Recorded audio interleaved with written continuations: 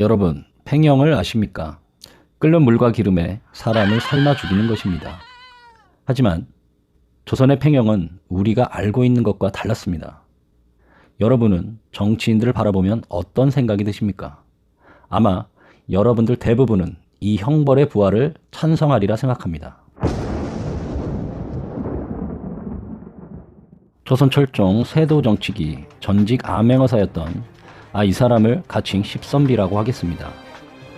원래 암행어사는 탐관오리를 잡아들여야 하는데 오히려 지가 탐관오리가 됐습니다. 탐관오리 십선비는 눈이 가려진 채 포박된 상태로 포도청으로 끌려왔습니다. 그리고 포도청 앞 큰 가마솥에 들어가야 했는데요. 주변에는 가족과 마을 사람들이 지켜보고 있었습니다. 그런데 가마솥에는 물도 없고 포졸들도 장작에 불을 붙이지 않고 불을 붙이는 신용만 합니다. 잠시 후 이 탐관오리는 솥 밖으로 다시 끌려 나옵니다. 물론 산채로 말입니다. 그런데 죽은 척 연기를 합니다. 가족들은 울면서 십선비를 거적에 싸서 곡을 하면서 데려갑니다. 그리고 장례 절차가 진행되는데요. 어쨌든 십선비는 그렇게 관에 실려 집으로 돌아갑니다. 산채로 말이죠. 이렇게 팽영이라는 게 치러졌습니다. 어이가 없네. 십선비는 집 밖으로 나오지 못하고 그 누구도 십선비를 찾아오지도 않았습니다. 그리고 집안 족보에서 사라진 사람이 되었습니다. 그의 아들도 족보에 올라갈 수 없었습니다. 당연히 아버지가 족보에서 사라졌으니까요. 그는 마을에서 투명인간이 되었습니다. 답답한 마음에 밤에 몰래 나와 주막에 가서 술 한잔 달라고 하니 죽은 사람이 무슨 술이냐며 술 한 잔도 내어주지 않았습니다. 돌아오는 길에 친구를 만났는데 친구도 나를 못 본 채 지나칩니다. 평생 그는 고립된 채 살아가야 했습니다. 조선 팽영은 명예사형이었던 것입니다. 즉 십선비는 사회적으로 죽은 사람입니다.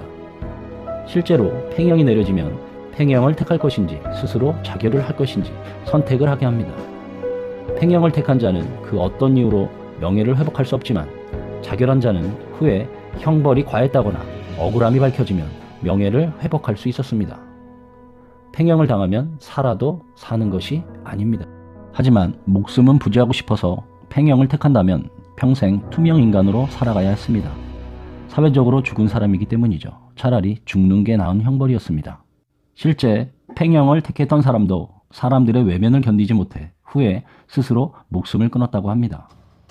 그만큼 정치인과 관리는 사리사욕에 앞서 명예를 중요시해야 한다는 말이기도 합니다. 김병로 초대 대법원장이 한 말이 있습니다. 부정을 범하는 것보다 굶어 죽는 게 더 영광이다. 정치인은 권력을 소유한 사람이 아닙니다. 잠시 권력을 부여받은 것일 뿐입니다. 국민으로부터.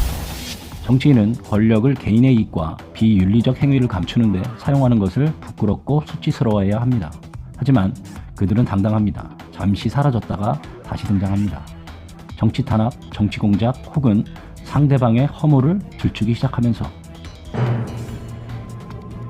올바른 투표가 우리가 할 수 있는 유일한 팽영입니다.